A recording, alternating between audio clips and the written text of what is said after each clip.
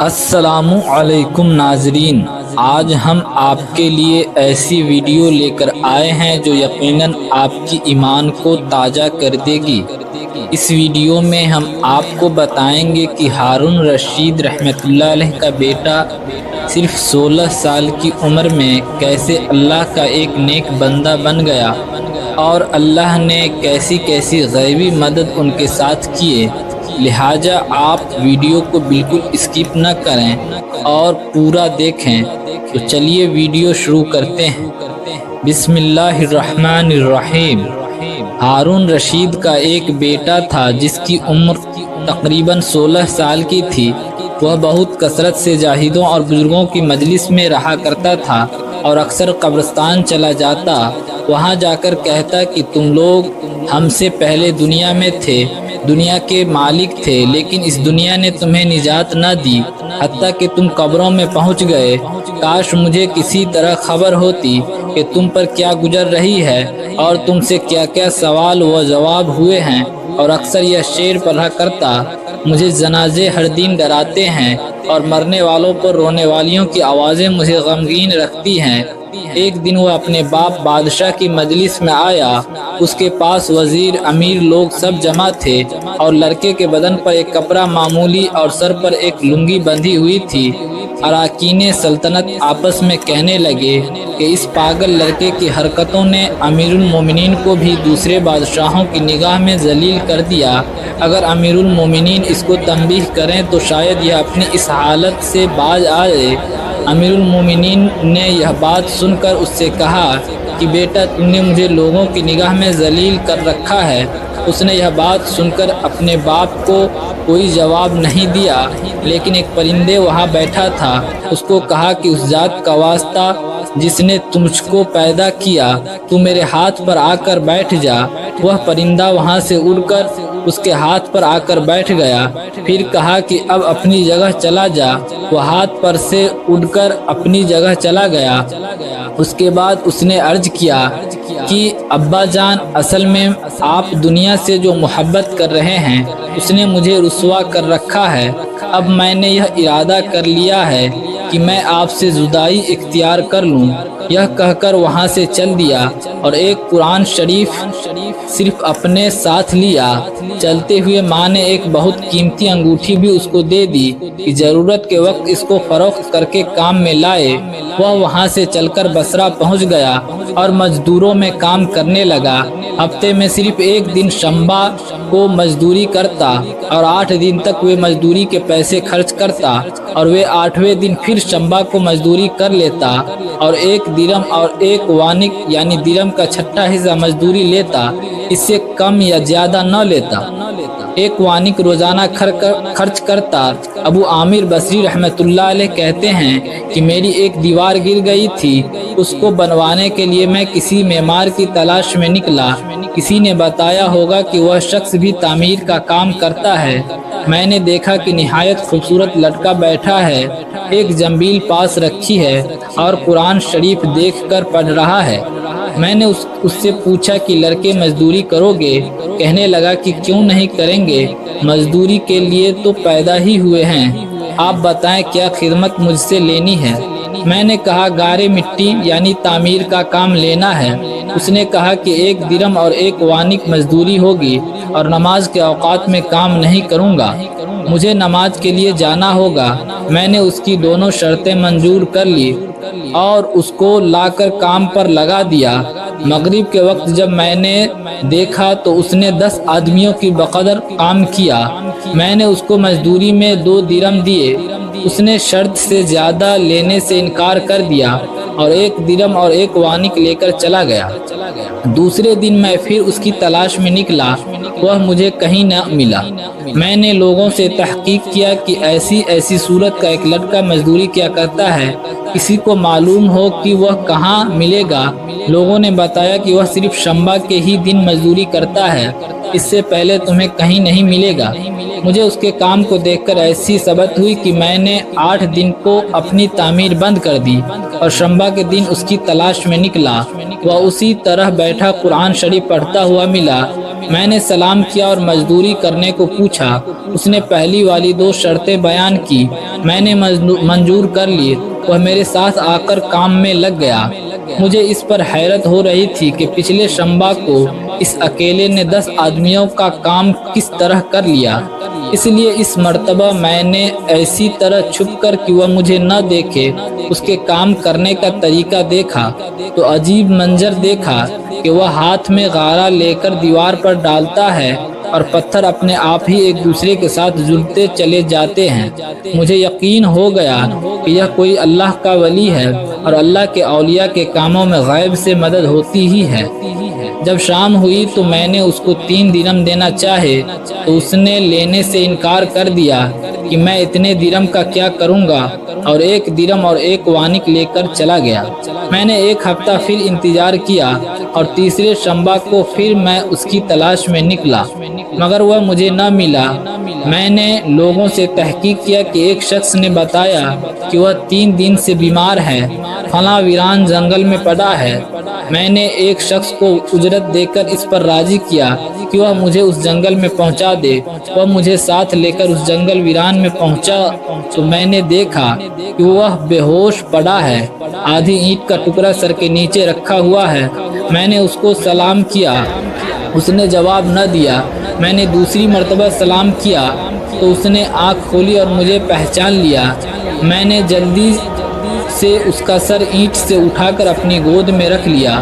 اس نے سر ہٹا لیا اور چند شعر پڑھے، جن میں سے 2 یہ ہیں: میرے دوست، دنیا کی نعمتوں کے دھوکے میں نہ پڑ، عمر ختم ہوتی جا رہی ہے اور یہ نعمتیں سب ختم ہو جائیں گی۔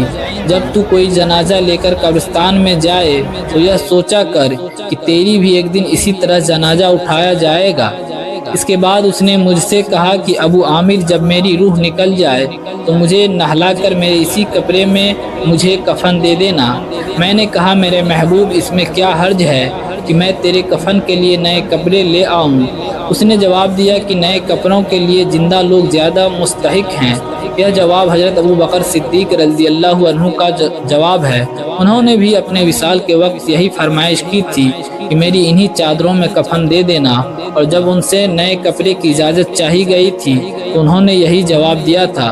لڑکے نے کہا کہ کفن تو پرانا ہو یا نیا، بہرحال وہ سیدھا ہو جائے گا، آدمی کے ساتھ تو صرف اس کا عمل ہی رہتا ہے، اور یہ میری لنگی اور لوٹا قبر کھودنے والے کو مزدوری میں دے دینا، اور یہ انگوٹھی اور قرآن شریف ہارون رشید تک پہنچا دینا، اور اس کا خیال رکھنا کہ خود انہی کے ہاتھ میں دینا، اور یہ کہہ دینا کہ ایک پردیسی لڑکے کی یہ میرے پاس امانت ہے، اور وہ آپ سے یہ کہہ گیا ہے کہ ایسا نہ ہو کہ اسی غفلت اور دھوکے کی حالت میں آپ کی موت آ جائے۔ یہ کہہ کر اس کی روح نکل گئی۔ اس وقت مجھے معلوم ہوا کہ یہ لڑکا شہزادہ تھا۔ اس کے انتقال کے بعد اس کی وصیت کے موافق میں نے اس کو دفن کر دیا اور دونوں چیزیں غورکن کو دے دی، اور قرآن پاک اور انگوٹھی لے کر بغداد پہنچا، اور قصر شاہی کے قریب پہنچا تو بادشاہ کی سواری نکل رہی تھی۔ میں ایک اونچی جگہ کھڑا ہو گیا۔ اول ایک بہت بڑا لشکر نکلا جس میں تقریباً 1000 گھوڑ سوار تھے۔ اس کے بعد اسی طرح کے ایک 10 لشکر نکلے، ہر ایک میں تقریباً 1000 سوار تھے۔ 10ویں جتھے میں خود امیر المومنین بھی تھے۔ میں نے زور سے آواز دے کر کہا کہ اے امیر المومنین، آپ کو حضور اقدس صلی اللہ علیہ وسلم کی قربت رشتہ داری کا واسطہ ذرا سا توقف کر لیجئے۔ میری آواز پر انہوں نے مجھے دیکھا تو میں نے جلدی سے آگے بڑھ کر کہا کہ میرے پاس ایک پردیسی لڑکے کی یہ امانت ہے جس نے مجھے یہ وصیت کی تھی کہ یہ دونوں چیزیں آپ تک پہنچا دوں۔ بادشاہ نے ان کو دیکھ کر پہچان لیا، تھوڑی دیر سر جھکایا، ان کی آنکھ سے آنسو جاری ہو گئے، اور ایک دربان سے کہا کہ اس آدمی کو اپنے ساتھ رکھو، جب میں واپسی پر بلاؤں تو میرے پاس پہنچا دینا۔ جب وہ باہر سے واپسی پر مکان پہنچے تو محل کے پردے گروا کر دربان سے فرمایا کہ اس شخص کو بلا کر لاؤ، اگرچہ وہ میرے غم تازہ ہی کرے گا۔ دربان میرے پاس آیا اور کہنے لگا کہ امیر المومنین نے بلایا ہے اور اس کا خیال رکھنا کہ امیر پر صدمے کا بہت اثر ہے۔ اگر تم 10 باتیں کرنا چاہتے ہو تو 5 ہی پر اکتفا کرنا۔ یہ کہہ کر مجھے امیر کے پاس لے گیا۔ اس وقت امیر بالکل تنہا بیٹھے تھے۔ مجھ سے فرمایا کہ میرے قریب آ جاؤ۔ میں قریب جا کر بیٹھ گیا۔ کہنے لگے کہ تم میرے اس بیٹے کو جانتے ہو؟ میں نے کہا جی ہاں، میں ان کو جانتا ہوں۔ کہنے لگے وہ کیا کام کرتا تھا؟ میں نے کہا گارے مٹی کی مزدوری کرتے تھے۔ کہنے لگے کہ تم نے مزدوری پر کوئی کام ان سے کرایا؟ میں نے کہا کرایا ہے۔ کہنے لگے تمہیں اس کا خیال نہ آیا کہ اس کے حضور اقدس صلی اللہ علیہ وسلم سے قربت تھی کہ یہ حضرت حضور صلی اللہ علیہ وسلم کے چچا حضرت عباس رضی اللہ عنہ کی اولاد ہے؟ میں نے کہا کہ امیر المومنین پہلے اللہ جل شانہ سے معذرت چاہتا ہوں، اس کے بعد آپ سے عذر خواہ ہوں۔ مجھے اس وقت تک اس کا علم ہی نہ تھا کہ یہ کون ہے۔ مجھے ان کے انتقال کے وقت ان کا حال معلوم ہوا۔ کہنے لگے کہ تم نے اپنے ہاتھ سے اس کو غسل دیا؟ میں نے کہا کہ جی ہاں۔ کہنے لگے کہ اپنے ہاتھ لاؤ۔ میرے ہاتھ لے کر اپنے سینے پر رکھ دیا اور چند شعر پڑھے جن کا ترجمہ یہ ہے: اے وہ مسافر جس پر میرا دل پگھل رہا ہے اور میری آنکھیں اس پر آنسو بہا رہی ہے، اے وہ شخص جس کا مکان قبر دور ہے لیکن اس کا غم میرے قریب ہے، بے شک موت ہر اچھے سے اچھے عیش کو مقدر کر دیتی ہے۔ وہ مسافر ایک چاند کا ٹکڑا تھا، یعنی اس کا چہرہ جو خالص چاند کی ٹہنی پر تھا، یعنی اس کے بدن پر، بس چاند کا ٹکڑا بھی قبر میں پہنچ گیا اور چاندی کی ٹہنی بھی قبر میں پہنچ گئی۔ اس کے بعد ہارون رشید نے بصرہ اس کی قبر پر جانے کا ارادہ کیا۔ ابو عامر رحمۃ اللہ علیہ ساتھ تھے۔ اس کی قبر پر پہنچ کر ہارون رشید رحمۃ اللہ علیہ نے چند شعر پڑھے جن کا ترجمہ یہ ہے: اے وہ مسافر جو اپنے سفر سے کبھی بھی نہ لوٹے گا، موت نے کم عمری کے ہی زمانے میں اس کو جلدی سے اچک لیا۔ اے میری آنکھوں کی ٹھنڈک، تو میرے لیے اس اور دل کا چین تھا۔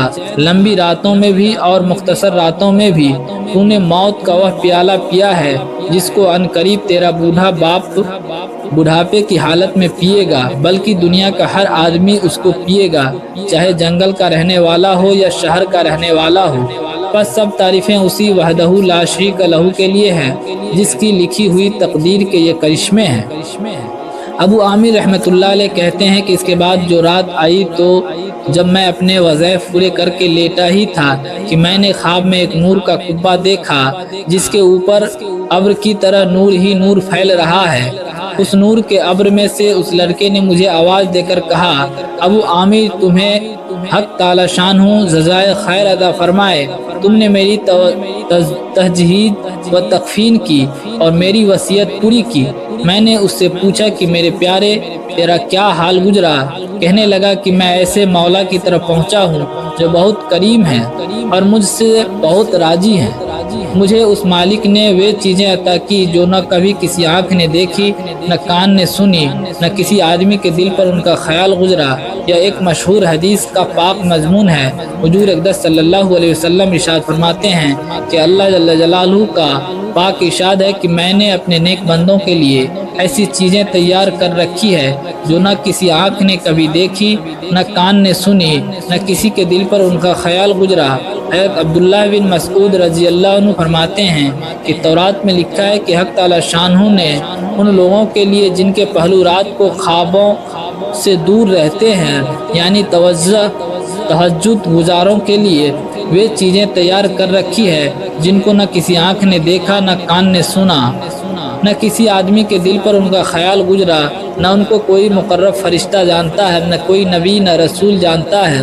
اور یہ مضمون قرآن پاک میں بھی ہے: کسی شخص کو خبر نہیں جو آنکھوں کی ٹھنڈک کا سامان ایسے لوگوں کے لیے خزانہ غیب میں موجود ہے۔ اس کے بعد اس لڑکے نے کہا کہ حق تعالی شانہ نے قسم کھا کر فرمایا ہے کہ جو بھی دنیا سے اس طرح نکل آئے جیسا کہ میں نکل آیا، اس کے لیے یہی اعزاز و اکرام ہے جو میرے لیے ہوئے۔ صاحب روض کہتے ہیں کہ یہ سارا قصہ مجھے ایک اور طریقے سے بھی پہنچا ہے، جس میں یہ بھی ہے کہ شخص نے ہارون رشید سے اس لڑکے کے متعلق سوال کیا تو انہوں نے بتایا کہ میرے بادشاہ ہونے سے پہلے یہ لڑکا پیدا ہوا تھا، بہت اچھی تربیت پائی تھی، قرآن پاک بھی پڑھا تھا اور علوم بھی پڑھے تھے۔ جب میں بادشاہ بن گیا تو یہ مجھے چھوڑ کر چلا گیا تھا، میری دنیا سے اس نے کوئی راحت نہ اٹھائی۔ چلتے وقت میں نے ہی اس کی ماں سے کہا تھا کہ اس کو یہ انگوٹھی دے دے۔ اس انگوٹھی کا یاقوت بہت زیادہ قیمتی تھا، مگر یہ اس کو بھی کام میں نہ لایا، مرتے وقت واپس کر گیا۔ یہ لڑکا اپنی والدہ کا بڑا فرمانبردار تھا۔